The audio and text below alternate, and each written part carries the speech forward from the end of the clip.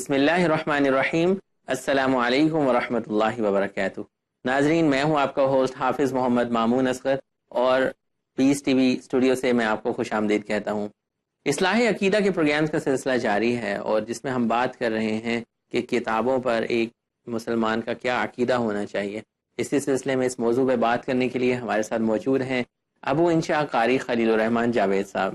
قاری صاحب، ہم آپ کو خوش آمدید کہتے ہیں۔ شکریہ، جزاک اللہ۔ جزاک اللہ۔ ناظرین، ہم پچھلے پروگرام میں بات کر رہے تھے کہ قرآن کے معجزہ ہونے کے حوالے سے گفتگو کا سلسلہ بیچ میں منقطع ہو گیا تھا۔ ہم چاہتے ہیں کہ اس میں ہم مزید وضاحت چاہیں اور یہ جانیں کہ قرآن کو اللہ سبحانہ و تعالیٰ نے معجزہ کہا ہے، جس طرح پچھلے انبیاء کو بھی معجزے دیے گئے تھے، تو اس میں کیا کیا چیزیں ہیں، کون کون سی اس میں چیزیں ہیں جو اس کو واقعی معجزہ قرار دیتی ہیں، ایک عاجز کر دینے والی کتاب قرار دیتی ہیں۔ تو شیخ صاحب، آپ اس کی وضاحت کریں ہمارے ناظرین کے لیے۔ اللہ رب العالمین نے قرآن مجید کو وہ شرف بخشا ہے کہ مسلمانوں کا ایک چھوٹا سا بچہ بھی، وہ تقریباً 4-5 سال کی ایج سے لے کر یہ قرآن مجید کو ایسا حفظ کر لیتا ہے، یعنی من و ان، حرف بحرف، زبر زیر کا فرق بھی نہیں ہوتا، اور اتنی ضخیم یہ کتاب ہے کہ دنیا کی کوئی کتاب اس طرح کوئی بھی حفظ نہیں کر پاتا کہ وہ کسی طرح کا اس میں فرق نہ ہو۔ سعودیہ میں بچے پڑھتے ہیں، مصر میں پڑھتے ہیں، پاکستان میں ہیں، انڈیا میں ہیں، دنیا کے کسی کونے میں چلے جائیں، جہاں جہاں قرآن مجید کا نسخہ ملے گا ایک جیسا ملے گا، جہاں جہاں حافظ ملیں گے وہ ایک جیسے نسخے کے حافظ ہوں گے، چونکہ اللہ نے اس کی حفاظت کا ذمہ لیا ہے کہ انا علینا جمعہ و قرآن، قرآن مجید کا جمع کرنا بھی اللہ رب العالمین کے ذمہ ہے، اسے نبی کریم صلی اللہ علیہ وسلم کی زبان پر پڑھانا جاری کرنا بھی اللہ کے ذمہ ہے، ثم ان علینا بیانہ، اور پھر اس کا بیان بھی اللہ رب العالمین نے اپنے ذمہ لیا۔ تو اللہ رب العالمین نے اس کی حفاظت کا ذمہ بھی لیا، انا نحن نزلنا الذکر و انا لہ لحافظون، ہم نے قرآن مجید اتارا ہے اور ہم ہی اس کے محافظ ہیں۔ تو اللہ رب العالمین نے حفاظت ایسی فرمائی ہے کہ آپ دیکھیں کہ دنیا میں جتنی بھی دوسری آسمانی کتابیں ہیں وہ آج اپنی اصلی شکل کو کھو چکی ہیں، اور اللہ رب العالمین کا قرآن جس طرح 14 صدی پہلے اترا تھا اسی شکل میں آج مسلمانوں کے ہاں محفوظ ہے، اور مسلمان اس سے مستفید ہو رہے ہیں۔ اللہ رب العالمین نے اسلام کی ایسی حفاظت فرمائی کہ نہ صرف قرآن مجید بلکہ صاحب قرآن کی پوری 23 سالہ دور نبوت کی زندگی کی بھی حفاظت فرمائی۔ آپ کے اقوال، آپ کے افعال اور آپ کی وہ تقاریر جو صحابہ کرام نے آپ کے سامنے کچھ کیا اور آپ نے دیکھ کر انہیں پسند فرمایا، مسکرائے یا خوشی کا اظہار کیا یا خاموش رہے، وہ لمحات بھی محفوظ ہیں۔ پھر صرف وہ لمحات ہی نہیں، نبی کریم صلی اللہ علیہ وسلم کے اقوال و فرامین ہی نہیں، جو لوگ ان اقوال کو جمع کرنے والے تھے، جو راویان حدیث ہیں، ان لوگوں کی زندگیاں بھی محفوظ ہیں اسماء الرجال کے نام سے۔ سبحان اللہ۔ یہ اسلام کا اللہ رب العالمین نے حفاظت کا ایسا سلسلہ چلایا، آج اسماء الرجال میں جتنے بھی حدیث کے راوی ہیں ان راویوں کی پوری ہسٹری، کہاں پیدا ہوا، کس سن میں پیدا ہوا، کب مرا، کون اس کے استاد تھے، کون اس کے شاگرد تھے، اگر اس کی کوئی کتابیں تھیں کیا، پھر اس کی یادداشت تک کے یہ واقعات لکھے ہوئے ہیں کہ اس عمر تک اس کا حافظہ قوی تھا، اس عمر کے بعد اس کا حافظہ کمزور پڑ گیا، سبحان اللہ۔ اور یا اس عمر تک فلاں علاقے میں رہتا تھا وہاں تو یہ ٹھیک تھا، اس عمر کے بعد فلاں علاقے میں چلا گیا ہجرت کر کے، وہاں اس کے حافظہ کمزور پڑ گیا۔ ہر چیز پوری کی پوری راویان حدیث کی زندگیاں محفوظ ہیں۔ تو یہ نہ صرف قرآن مجید ہی اعجاز ہے بلکہ پورا اسلام میں سمجھتا ہوں نبی کریم صلی اللہ علیہ وسلم کا ایک معجزہ ہے، اور یہ جیتا جاگتا معجزہ، جیتا جاگتا معجزہ ہے۔ شیخ صاحب، ہم بات کریں گے اس کانسیپٹ پہ کہ لوگوں کا یہ عقیدہ بن گیا ہے کہ قرآن جو ہے وہ آپ خود سے نہیں سمجھ سکتے ہیں، آپ کو کسی شیخ کے پاس جانا پڑے گا، یا کچھ لوگ اسپیشلی کہتے ہیں کہ تمہیں جو شیوخ ہیں وہی سمجھا پائیں گے، ورنہ تم اگر قرآن کو خود سمجھنے کی کوشش کرو گے تو تم گمراہ ہو جاؤ گے۔ تو اس حوالے سے آپ ناظرین کی بھی رہنمائی کریں گے۔ ٹرانسلیشن، تفاسیر تو موجود ہیں آج کل، لیکن کیا کوئی شخص خود بھی رہنمائی لے سکتا ہے یا لازمی طور پر کسی عالم کی ہیلپ لینی ہے؟ ہیلپ تو خیر لینی چاہیے، لیکن جو آیات مبہم نہیں ہیں، متشابہات والی نہیں ہیں، محکم آیات ہیں اور واضح حکم ہے اور اس میں کسی قسم کا اشکال نہیں ہے، اس کو تو وہ ترجمہ کر کے یا ترجمہ پڑھ کے خود سمجھ سکتا ہے۔ لیکن جو احکامات پر مبنی آیات ہیں ان کو وہ قرآن مجید خالی صرف ترجمہ کا سہارا لے کر یا لغت کا سہارا لے کر وہ نہیں سمجھ سکتا۔ جو آیات احکامات پر مبنی ہیں ظاہر بات ہے کوئی استاد اس کی رہنمائی کرے گا، چونکہ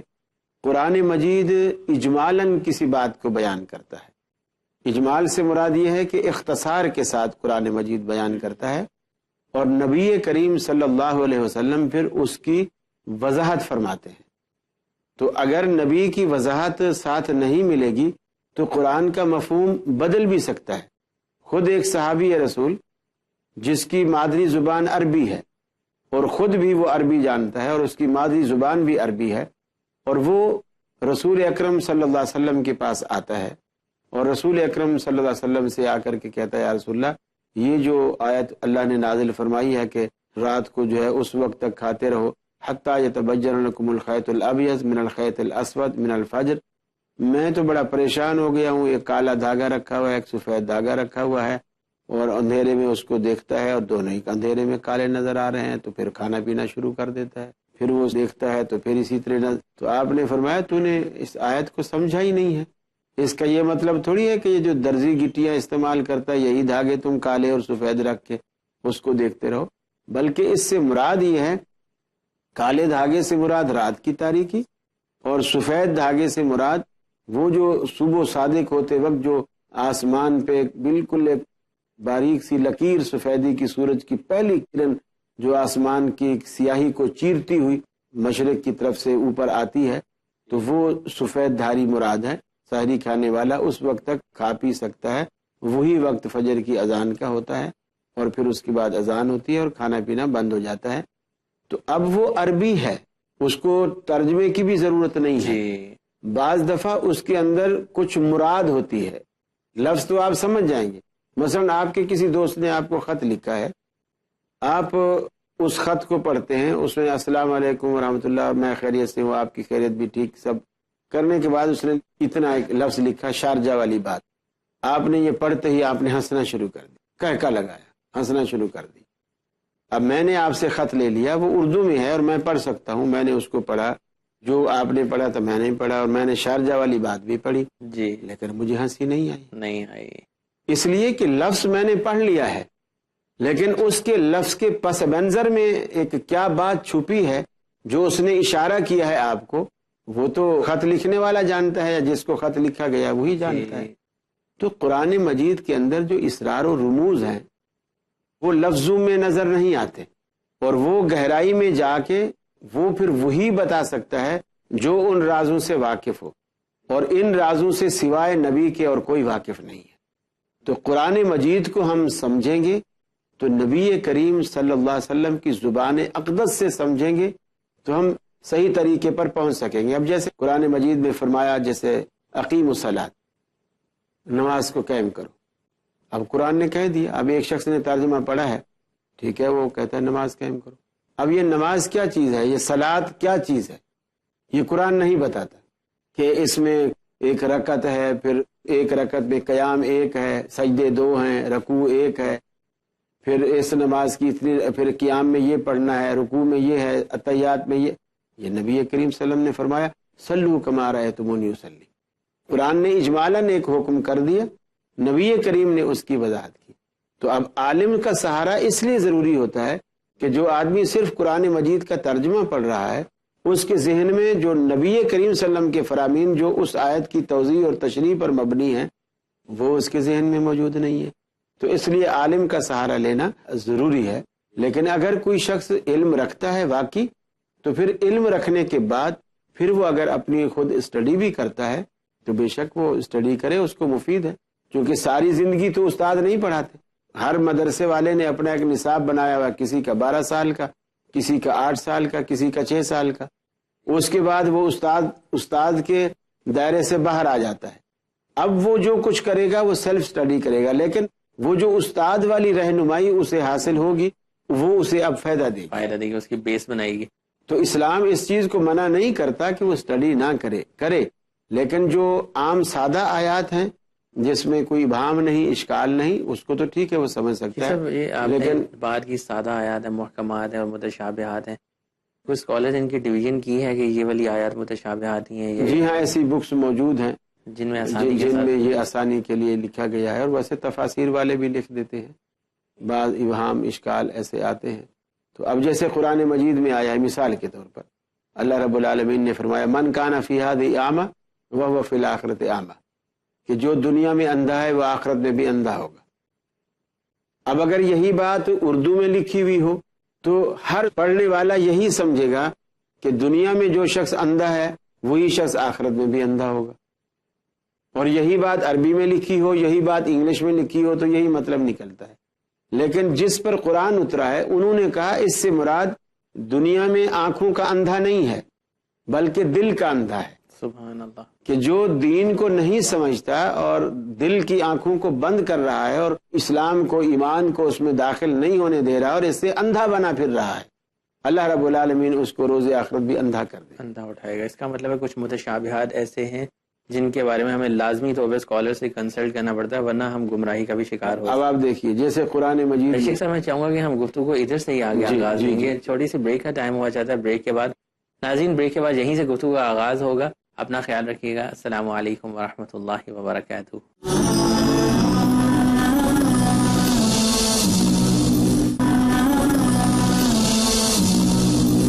بسم اللہ الرحمن الرحیم۔ السلام علیکم ورحمۃ اللہ وبرکاتہ۔ ناظرین آپ کو ایک دفعہ پھر بریک کے بعد خوش آمدید کہتا ہوں۔ ہمارے ساتھ موجود ہیں ابو انشاء قاری خلیل الرحمان جاوید۔ بریک پہ جانے سے پہلے ہم گفتگو کر رہے تھے کہ قرآن مجید کو سمجھنے کے لیے یقیناً عالم کی ضرورت پڑے گی یا انسان کسی تفسیر یا ٹرانسلیشن سے سمجھ سکتا ہے قرآن پاک کو، اور آپ نے اس کی وضاحت کی کہ کچھ ایسے متشابہات ہیں جو یقیناً جس کے لیے ہمیں کسی اسکالر کی، نالجیبل پرسن کی ضرورت پڑتی ہے، ورنہ ہم گمراہ ہو سکتے ہیں۔ جیسے قرآن مجید میں ہے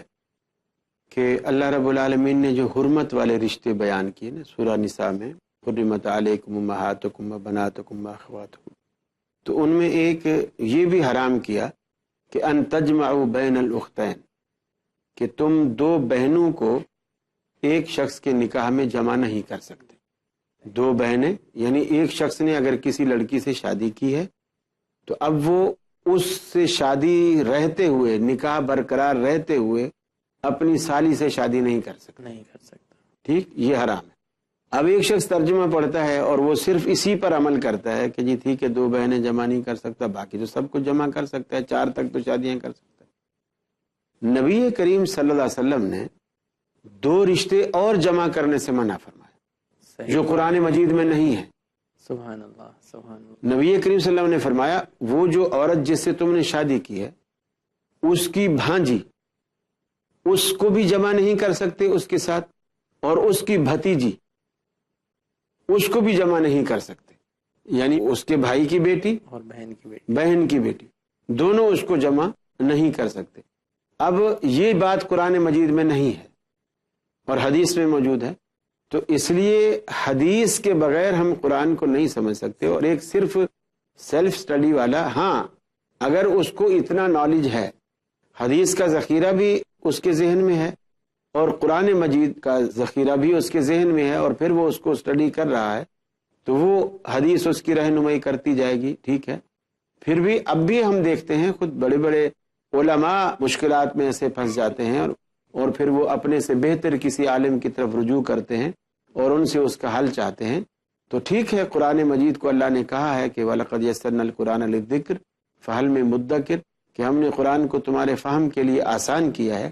کوئی ہے اسے سمجھنے والا؟ یہ قرآن نے دعوت فکر دی ہے،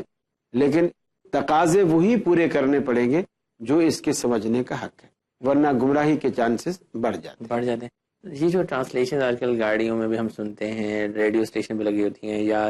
USB میں لوگ لے کے پلیئرز میں چلاتے ہیں، تو یہ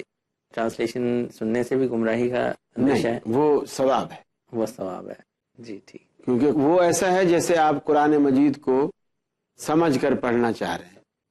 تو پھر اس میں طریقہ یہ ہوگا کہ پھر آپ نے جب کوئی ایسی بات آپ کے کانوں میں پڑی جو آپ کی سمجھ میں نہیں آئی، تو اب آپ کا مسئلہ جو ہے وہ USB سے، کمپیوٹر سے حل نہیں ہوگا،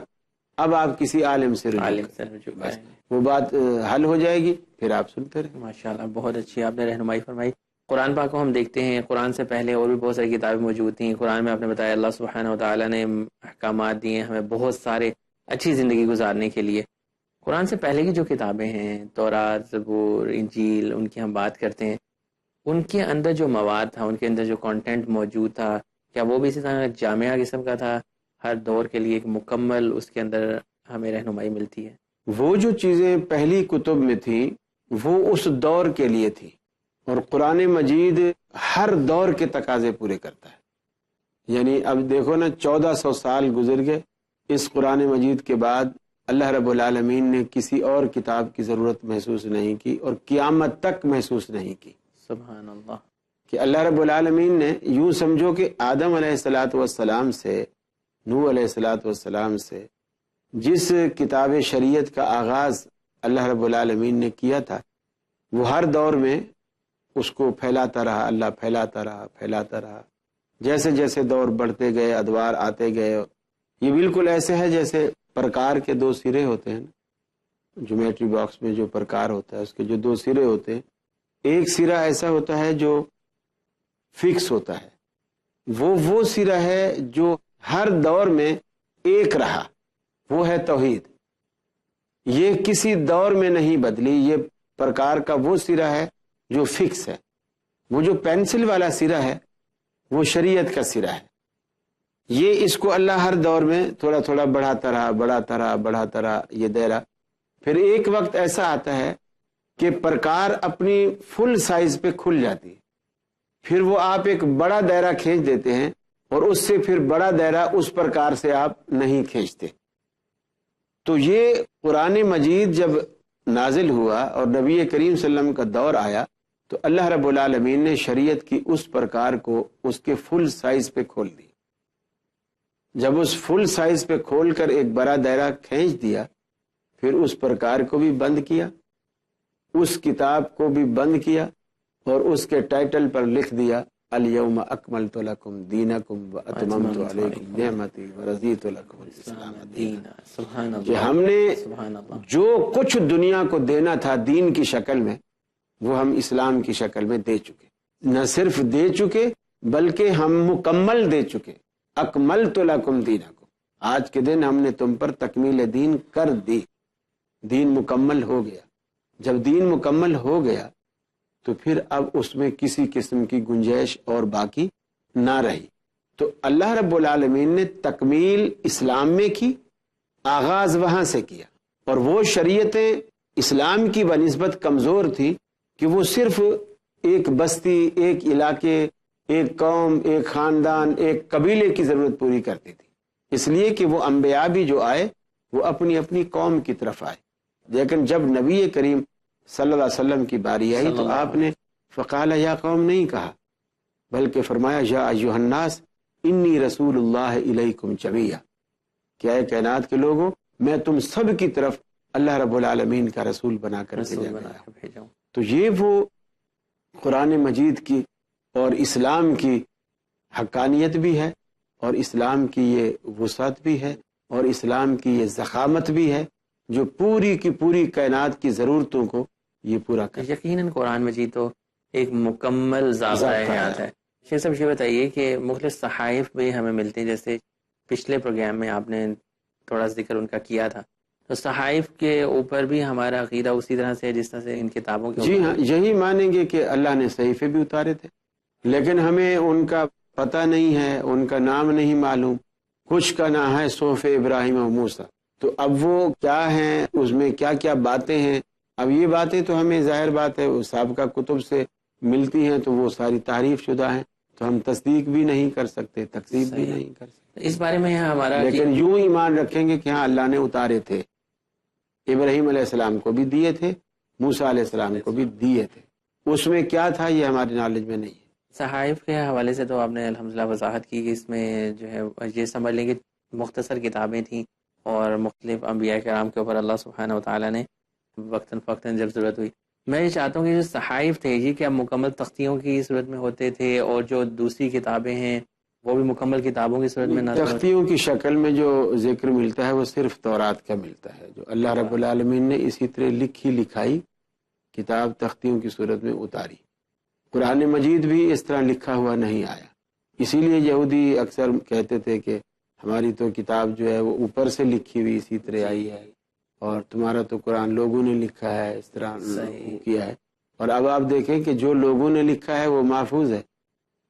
اور جو آسمان سے تختیاں اتری ہیں وہ غیر محفوظ ہیں، اس لیے کہ اللہ رب العالمین نے اس کی اپنے ذمہ لے کر اس کی حفاظت کرائی۔ ہم اس بارے میں اپنے ذہن میں کیا عقیدہ بٹھائیں گے کہ اللہ سبحانہ وتعالی نے قرآن تھوڑا تھوڑا کر کے ہمارے پہ نازل کیا ہے، اس کے پیچھے کیا حکمتیں ہمارے ذہن میں ہونی چاہیے؟ یقیناً جیسے جیسے حالات اور جیسے جیسے واقعات آتے چلے گئے اور جیسے جیسے لوگوں کو مسائل درپیش ہوتے چلے گئے، اللہ رب العالمین نے اس طرح قرآن مجید کو دھیرے دھیرے دھیرے دھیرے اتارا، اور خاص کر جو شروع کا مکی حصہ ہے، جو نبی کریم صلی اللہ علیہ وسلم نے ہجرت سے پہلے اپنی زندگی مکے میں گزاری، قرآن مجید کی دو حصے ہیں، کچھ حصہ مکی ہے اور کچھ حصہ مدنی ہے، اور یہ مکی اور مدنی صورتوں کی تقسیم اسی بنیاد پر ہے کہ ہجرت سے پہلے قرآن مجید کا جو حصہ نازل ہوا ہے، چاہے آپ کہیں بھی تھے، چاہے کسی جنگ کے سفر میں تھے یا کسی اور سفر میں تھے، وہ ہجرت سے پہلے جو حصہ اترا ہے وہ سارا مکی ہے، مکی ہے، سبحان اللہ۔ اور جو حصہ ہجرت کے بعد اترا ہے وہ صورتیں سارے وہ حصہ مدنی کہلاتا ہے۔ تو یہ جو دو حصوں میں تقسیم کی گئی، تو وہ جو مکی حصہ ہے اس حصے میں اللہ تعالیٰ نے زیادہ تر جو احکامات دیے ہیں وہ عقائد سے متعلق ہے، سبحان اللہ۔ یعنی شرک کا رد ہوا، توحید کا اس بات، مرنے کے بعد جی اٹھنے پر ایمان اور یقین، تاکہ لوگوں کا عقیدہ بنے، ان لوگوں کا عقیدہ نہیں تھا کہ مرنے کے بعد بھی کوئی زندگی ہے، اسی طرح آخرت پر، اسی طرح جنت پر، دوزخ پر۔ 13 سال تک قرآن مجید جو دھیرے دھیرے اترتا رہا، ان کی زمین بنتی رہی۔ جیسے بیج بوتے ہیں نا، تو بیج بونے سے پہلے کسان ایسے نہیں بھی زمین پڑی ہوتی، دانہ ڈالا اور پانی ڈالا اور فصل ہو گئی، اس کے لیے پہلے زمین کی تیاری کرتا ہے۔ تو اللہ رب العالمین نے 13 سال تک دل کی جو زمین ہے وہ تیار کی، تاکہ ایمان کا بوٹا اس میں لگ سکے۔ جب زمین تیار ہو گئی، اللہ رب العالمین نے ان کو ہدایت دی، ان کو ایمان کی دولت سے نوازا۔ پھر جب آپ ہجرت کر کے مدینے چلے گئے، تو مدینے میں پہنچتے ہی اسلام کا وہ سارا ذخیرہ، جتنے بھی احکامات ہیں، چاہے وہ جہاد سے متعلق، نماز سے متعلق اور وصیت سے متعلق، جو بھی احکامات ہیں حلال حرام سے متعلق،